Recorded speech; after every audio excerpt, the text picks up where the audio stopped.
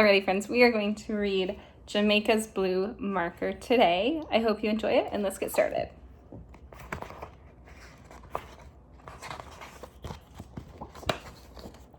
Jamaica closed her eyes and thought about her picture.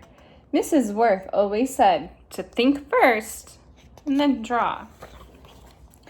Jamaica opened her eyes and drew a tree on her big sheet of paper. Then she drew leaves falling off the tree and colored them yellow. Jamaica, Mrs. Worth said, "Could you please share your markers with Russell? He doesn't have any." He never has anything he needs, Jamaica thought, but she said, "Okay," even though she didn't want to share her markers with him. Sharing markers are always good. We always want to help our classmates. Russell brought his paper to Jamaica's table. He sat down beside her and grabbed her blue marker. Jamaica picked up her brown and orange markers to finish her picture. She didn't pay any attention to Russell. After a while, she peeked at his paper. Russell was making squiggly circles all over his page.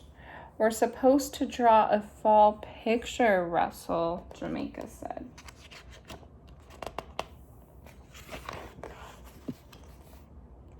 "Who says?" "Mrs. Worth, don't you ever listen?" "I don't have to." Russell reached out with the blue marker and made a streak across Jamaica's picture. "Russell, stop!" Jamaica shouted, but Russell scribbled all over Jamaica's yellow-leafed tree. That is not very nice, and that is not how we treat our friends' pictures. "Mrs. Worth," Jamaica cried, "Russell wrecked my picture." Mrs. Worth hurried over to their table. "Russell, did you do this?" She held up Jamaica's picture. Mrs. Worth couldn't get Russell to say "I'm sorry." He had to go sit alone and work on spelling until art was over. "Look what Russell did," Jamaica showed her father and brother when she got home. "I tried, but I couldn't make another one as good as this." When she looked at the ugly blue squiggle, she had to swallow hard not to cry. Russell is a mean brat. "Did you tell Mrs. Worth what happened?" Her father asked. Jamaica nodded. "Russell can't use my markers again. I shared with him because he didn't have any. He never has what he's supposed to have, but that's no reason to be mean." "No," her father said. "Russell shouldn't have messed up your picture."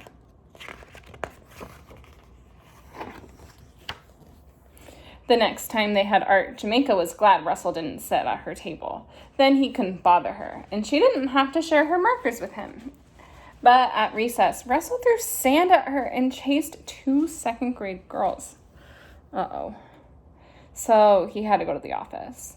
Before he came back, Mrs. Worth said, "I would like to tell you something. Can you keep a secret?"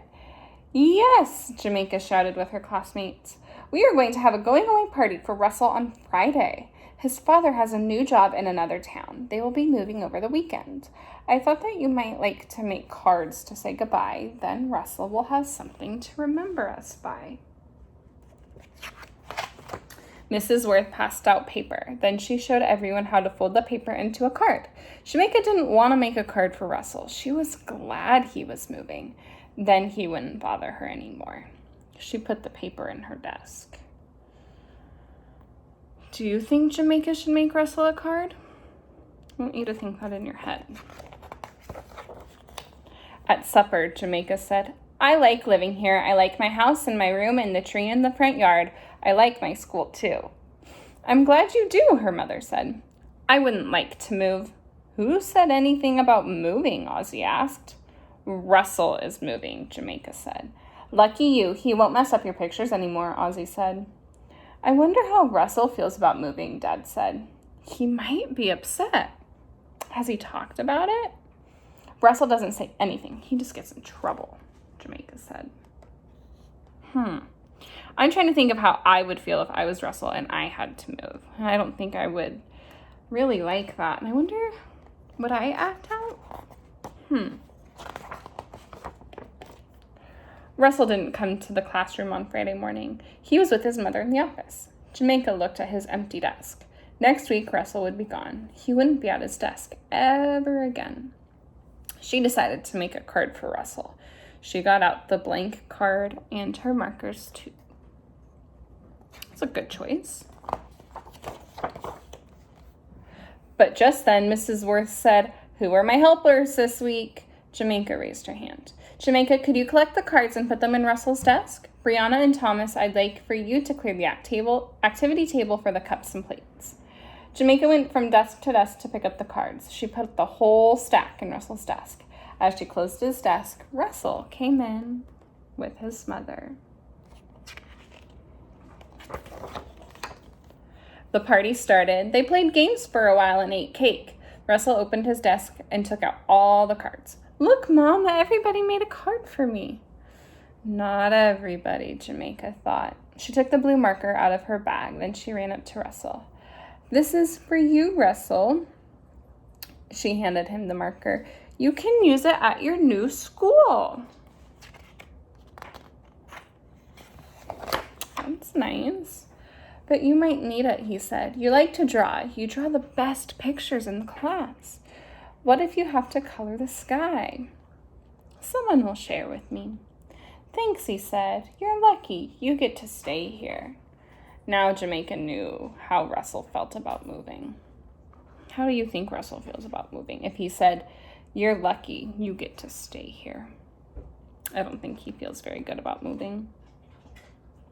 "I wish you didn't have to move," she said.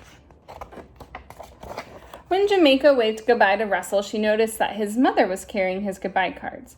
Russell held up the blue marker and waved it at her as if he'd won a prize. "Goodbye, Russell. I'll miss you," Jamaica said. And she meant it. And there's her little pouch with her blue marker. There's Jamaica's blue marker. I hope you enjoyed this story.